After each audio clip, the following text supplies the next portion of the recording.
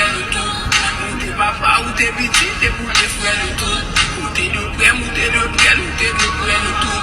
Ou après dans qu'elle m'a contre pour qu'elle, mais on va manquer le tour. Ou fait des sous moins clairs, ou mettez sous mon chimé. Yo qu'a dit les contre messagers sous papier, mais ou t'es chargé ta note, ta travail pour mon.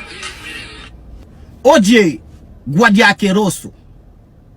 Yo te voy a enseñar en este video que tú no tienes 4 granos. Usted nada más tiene 2. Igual que yo. Yo tengo 2 granos. Usted tiene 2. Usted no tiene 4. Yo te voy a enseñar en este video que tú, así mismo que usted puede romper la bandera haitiana, y yo también puedo romper la tuya. Observa eso.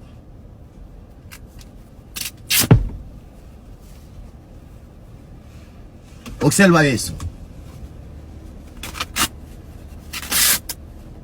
Observa.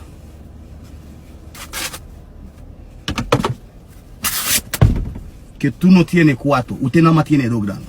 Ahora, yo te voy a hacer una pregunta a ti. ¿Tú estás en guerra con los haitianos? ¿Con quién tú estás en guerra? Tú di que te sientes confortable de que rompiendo una bandera de otro país. ¿Tú estás en guerra con quién? Usted es un asqueroso.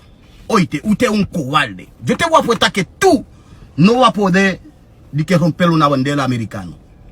Si fuera un civil, un dominicano normal, no pasó nada. Pero usted, con vestido de guardia, de que rompiendo una bandera de otro país, tú estás en guerra. ¿Tú estás en guerra con quién? Usted es un cobarde. Usted es un asqueroso, usted es un sucio, usted es un come mierda, usted es un singatumay, usted es un come mierda, usted es un la gran puta, usted es un maldita madre. Eso es lo que tú eres. Ahora yo te voy a decir una cosa. ¿Tú ves esa bandera? Esa bandera de Haití. Tú ves, mírala bien. Esa bandera de Haití, tú estás humillando ahora. Esa bandera que tú estás rompiendo ahora. Oye, esa bandera fue que te salvó. Esa bandera fue que te puse en ese puesto ahí. Esa bandera fue que te salvó abajo de los españoles. Los españoles te tenían ahí. Fue nosotros haitianos que te puse en ese puesto ahí. Ahora tú estás humillando esa bandera.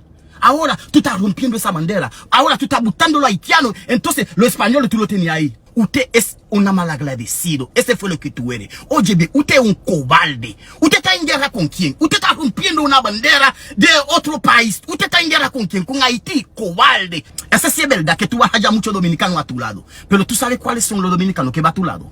Los dominicanos que no saben leer como tú. Los dominicanos que no saben escribir. Los dominicanos que nunca fue a la escuela un día. Tú nunca fue a la escuela. Hombre como tú, la mujer te pega cuernos. ¿Tú sabes por qué te pega cuernos? Porque tú eres un animal. Pero tú eres un sucio. Tú eres un asqueroso. Tú eres un cobarde. Eso fue lo que tú eres, sucio. ¿Tú estás en guerra con quién? Con Haití. Asqueroso, malagradecido.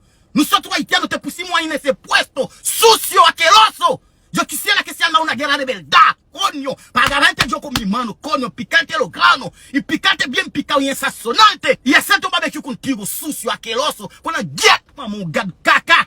La fini ben ici caca senti ça ou. Comment nous faire football mouchoir qui ben dans nous, nous football drapeau qui ben dans nous, et puis n'a qui bon prête, nous qui bon prête pour la fouer couteau là pour la piquer. Ben caca senti, na jet, maman, nous pas foot petit de saline ben mal propre. M'da foutre même pour me camper face monsieur, pour me bébé à poil même et puis pour la fouer couteau là dans ton écrasé, que mande bon Dieu mourir. Ouais depuis c'est nous même qui camper là ton écrasé. M'da foutre nous toute dans bataille sans pas connait ton écrasé. M'da foutre nous sur coup de pied entre ni et j'ai t'a bail drove mais t'a bail sang couteau en même t'a tombé et puis moi même t'a avancé sur t'a mauna avec présent qui là maintenant et puis t'a pété balle jet maman mais ça connaît porte prince caca m'da foutre nous toute dans goumene jet maman nous là nous foutre connaît nous dans état ça la canne une saloperie t'as pour demi qui couper tête nous rete Haïti bah ils ont coupé tête nous une saloperie Argentine a pris foutre fusil nous ben caca nous foutre camper nèg foutre fouiller couteau nous drapeau et puis la gré dans nous il va foutre doigt nous il va aucun droit il garde l'état sous lui c'est chef lié c'est garde lié il va aucun droit on civil aucun pas de problème on civil pas de problème on civil qu'a fait même c'est chef lié également de là oui et ça demande même oui qu'on a un foot capé n'a garder ou pas foot marron na nèg foot le couper nos figil en pied gelé nous craser sourcil m'ta rien pour ta vinn faire ça moi même na get maman ouais depuis c'est nous même qui capé là m'ta foot nous toute dans bataille sans pas connait bonne saloperie bonne caca